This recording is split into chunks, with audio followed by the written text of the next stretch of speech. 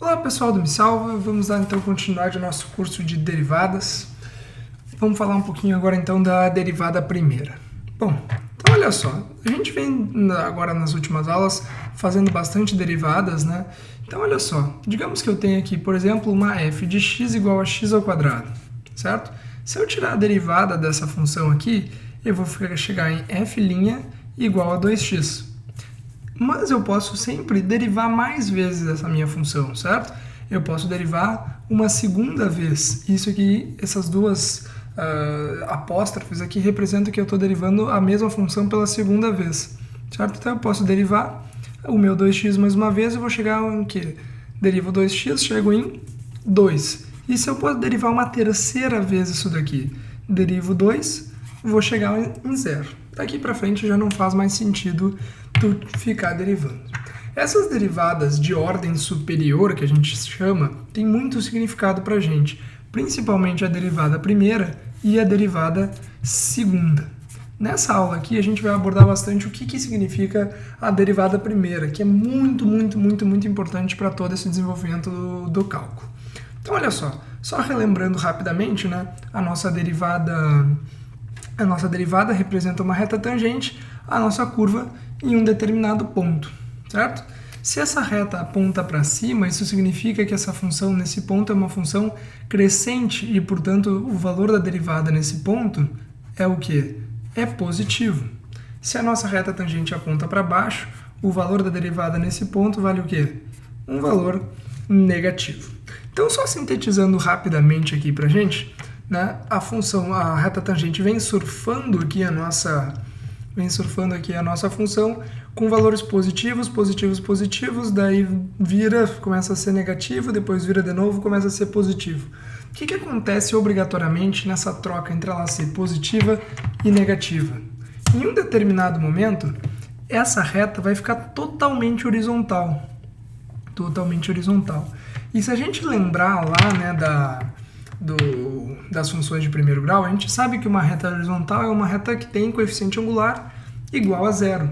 Como a gente sabe que a derivada é justamente o coeficiente angular dessa reta, isso significa que a nossa f' aqui vale zero. E é justamente nesse tipo de derivada, nesse resultado, que a gente vai estar interessado daqui para frente. Vamos lá então, sintetizando rapidamente, o sinal da nossa derivada primeira, ele pode assumir três formas, né? Ou ele é positivo, e isso revela para a gente uma função crescente, ou então ele é negativo e representa para a gente uma função decrescente, ou então ele é zero. E quando ele é zero, o que a gente tem que saber? Quando ele é zero, o zero representa para a gente um ponto crítico. E é basicamente disso que a gente vai falar daqui para frente, certo? Pontos críticos não são somente aqueles pontos onde a derivada vale zero. Ponto crítico também pode ser encontrado onde a derivada não existe, tá? Então, se a tua derivada primeira em um determinado ponto não existe, isso também é um ponto crítico, certo, gente? Então, só relembrando aqui muito rapidamente, né, onde é que a derivada primeira não existe. Ela não existe naqueles pontos, né, pontos de não diferenciabilidade. Quem são esses pontos de não diferenciabilidade? É principalmente o bico, né, onde a função estava vindo aqui crescente, estava vindo com uma derivada positiva, daqui a pouco ele chega ali naquele pontinho, fica totalmente louco, não consegue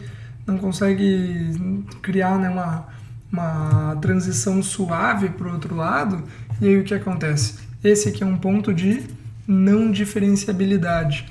A mesma coisa acontece nessas inflexões verticais, onde tu tá vindo com a tua reta tangente, tá vindo com ela aqui, tá vindo. Quando tu chega perto dessa inflexão, o que acontece? A tua reta tangente fica totalmente vertical. Isso revelaria pra gente um coeficiente angular mais infinito, o que não existe também, certo?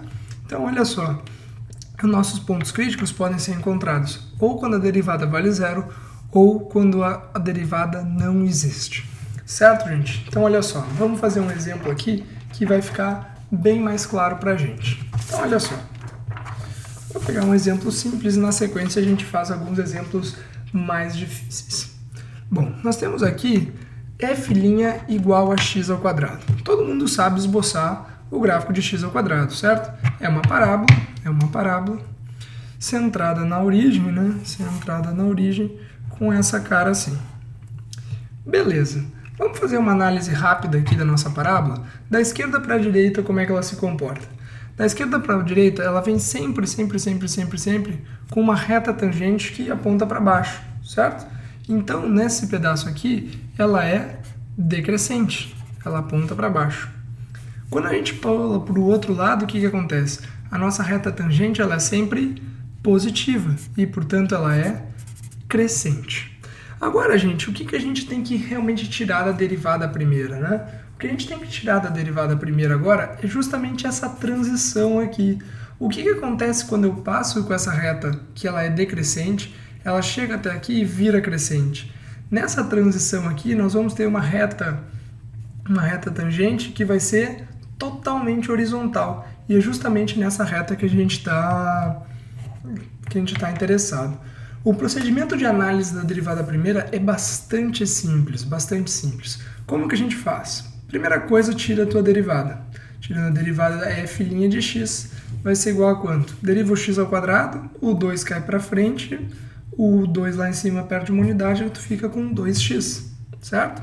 Então, olha só, nós estamos interessados em saber justamente qual é o sinal da derivada primeira em cada um dos intervalos. Então, o que tu vai fazer vai ser o seguinte. O primeiro passo que tu vai ter que encontrar vai ser encontrar o ponto crítico. E o ponto crítico significa o quê? É justamente onde a tua derivada pode mudar de sinal, certo? Então, olha só, o procedimento é simples. O primeiro passo é pegar a tua derivada primeira e igualar a zero. O que eu faço? O que significa, né, igualar a minha derivada a zero? Significa que tu quer encontrar o teu ponto crítico. Nós queremos encontrar o ponto crítico, né, da função x ao quadrado. Isso daqui, esse 2 vai passar dividindo, não vai dar nada. E esse x vai ser igual a zero. Muito bem, então significa que nós temos o quê? Que nós temos um ponto crítico em x igual a zero. X igual a zero é o nosso ponto crítico. Esse ponto crítico ele vai dar lá origem para a gente na próxima aula, né? Nessa parte, né, de máximos e mínimos. Ele pode ser um ponto de máximo, ele pode ser um ponto de mínimo ou ele pode ser nada. Tá? Então reparem, a análise que a gente tem que fazer agora é justamente o seguinte. O valor da derivada, o sinal da derivada ele só pode trocar nos pontos críticos. Dentro do intervalo constante aqui, onde não há pontos críticos, essa função tem que ter sempre o mesmo comportamento, como a gente vê aqui. Dos confins do infinito até chegar no zero, a nossa função é decrescente. Dos confins do infinito, do zero até os confins do infinito, a nossa função é crescente. Essa função é bastante simples, a gente consegue ver o gráfico, tá, gente? Estou fazendo isso aqui para vocês pegarem a manha para as funções mais difíceis.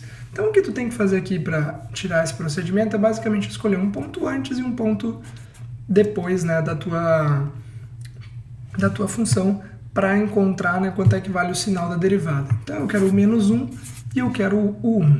Nós vamos perguntar lá para a nossa função derivada qual é o sinal dela em cada um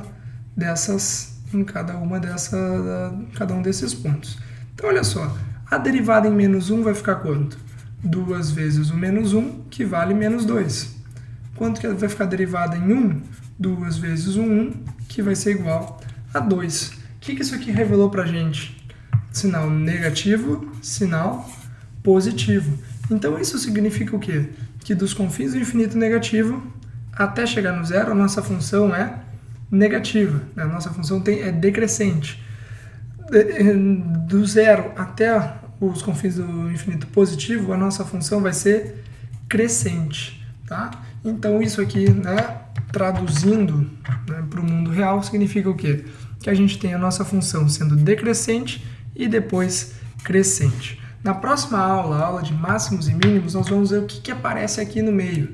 Como vocês podem ver aqui, obrigatoriamente, né, é um ponto extremo relativo, da nossa função x ao quadrado. Nós vamos ver que isso aqui é um ponto de mínimo, certo? Mas isso é assunto para a próxima aula. Gente, muito obrigado, continue assistindo a série de aulas de derivadas. Tem muita coisa boa para assistir aí, para se salvar e mandar super bem nas provas pro resto do curso aí que tu estiver fazendo. Certo, gente? Muito obrigado e até logo!